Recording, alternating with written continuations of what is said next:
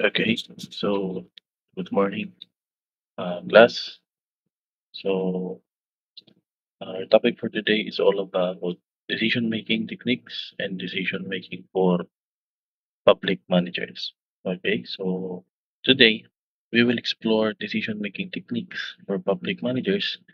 So this lesson will help you understand how decisions are made both individually and in groups, and how public managers can make effective and responsible choices. Okay? So, number one, meron tayong tinatawag na individual decision-making techniques. Okay? So, let's start with individual decision-making. So, nangyayari itong individual decision-making technique when a single person makes a decision based on their own knowledge, judgment, and style. Okay, so people make decisions differently because of number one, thinking style. Okay, so meron tayong sari-sariling thinking style. So some are logical and analytical. So others are intuitive and creative. So number two, meron tayong tinatawag na tolerance of ambiguity. So some people need structure while others are comfortable handling uncertainty. Okay, so research identifies four individual decision making styles. So let's discuss each with example. Okay, so merong apat tayong individual decision making techniques or styles. Okay, so number one is meron tayong tinatawag na analytical, behavioral style, conceptual style, and directive style. Okay, so let's discuss analytical style. Okay, so pag sinabi nating analytical style, so ito yung enjoys exploring many options before deciding. Likes to weigh all evidence. Okay, so dito sa analytical style, responsible, thorough, and creative solutions yung nangingibabaw. And then, yung weakness ng style na ito is mabagal kang magdesisyon or slow decision making. Then, yung communication challenges. And then, syempre, yung stress. For example, a public health officer, okay, reviewing different vaccination strategies to determine which will reach the most people efficiently. So, another one, another example, a city planner, no, in analyzing traffic flow proposals from multiple consultants before approving a new road plan. So, here in analytical style, analytical decision makers are valuable in complex situations. Okay, but they must learn to act timely to avoid delays. Yan. So, yan yung tinatawag natin na analytical decision making. So, let's talk about directive style of decision making. So, directive style po tayo. So, dito sa directive style, prefers rules and clear instruction, no, clear structures.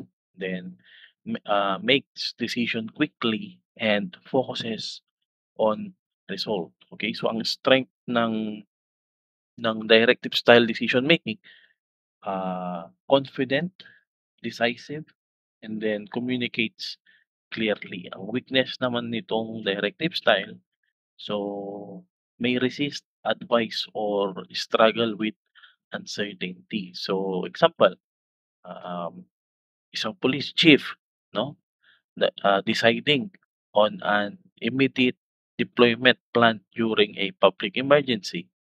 Okay, so nandiyan na yung makes decisions quickly, right? So directive agad yun. So example 2 tayo. So a fire department leader choosing a fire response protocol based on prior successful cases. So here in directive style, directive leaders excel in emergencies, but they should occasionally seek alternative perspectives to avoid mistakes. So that is what we call directive style decision making. Okay, so number three tayo or third style ng individual decision making style. So number three is conceptual style decision making. So here, uh, conceptual style enjoys ambiguity and big picture thinking, creative problem solvers. Okay, so the strength of this conceptual style, so innovative, so sees connections, holistic solutions. Okay, so yung kanyang weakness may take longer to act. Follow through can be challenging. So example tayo, a social worker designing a community outreach program connecting schools, police, and NGO. So, dito pa lang, yung pagko-connect mo pa lang ng schools, police, and NGOs, matagal na yon. Okay? So, marami kang letter na ipe-prepare, marami kang, tawag dito, marami kang gagawin, no, na hakbang para mapatawag mo or ma-connect mo yung school, police, and NGO. So, example niyan is parang mga outreach program na pupunta kayo sa iba't ibang lugar na tutulungan ninyo. So, parang mga research extensions, something like that. Okay? So, another example of conceptual style. So, ACT, sustainably, uh, officer developing a long-term plan to reduce pollution while considering multiple environmental factors. So, here in conceptual style, conceptual decision making drive innovation, but they need to discipline to implement their ideas effectively. Okay, so fourth tayo. So last na individual style, ito po yung tinatawag natin na yan, behavioral style decision making. Dito naman, in behavioral style, values harmony, values collaboration and relationships in decision making. So the strength of this uh, style of decision making, inclusive, uh, you are persuasive, the leader gains team buy-in. Okay, so the weakness of this style is can rely too much on others. Okay, may avoid conflict. So example, a human resources officer or HR, consulting staff before implementing new work policies. Okay, so another example, a mayor holding community consultations before introducing a new local ordinance. So here in style, behavioral decision makers strengthen relationships and acceptance of decision, but they must balance inclusivity with time action. Okay?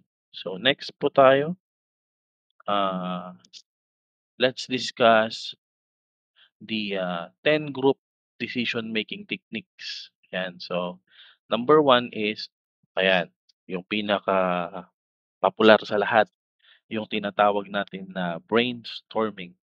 So brainstorming generate as many ideas as possible. Example, a team brainstorming ways to improve traffic safety in the city. Okay, so number two is what we call the Delphi method.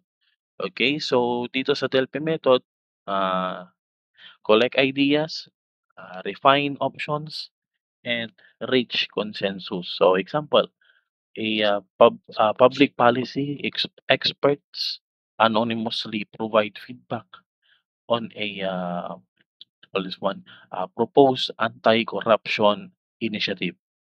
Okay, number three, weighted scoring. So dito, nag-e-evaluate tayo ng idea using criteria like cost, impact, and risk. So example, evaluating potential sites for a new community center based on cost, accessibility, and safety. So number four, nominal group technique. Yeah. So in nominal group technique, dito nangyayari yung votation. So vote and explain reasoning for choices.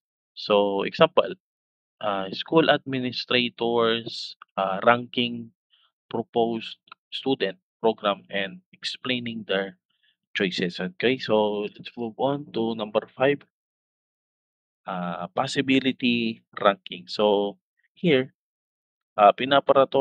prioritize yung options using group ranking. So example, prioritizing infrastructure projects based on urgency and community benefit. Okay, so number six, step ladder technique. Dito, introduce members gradually to avoid groupthink.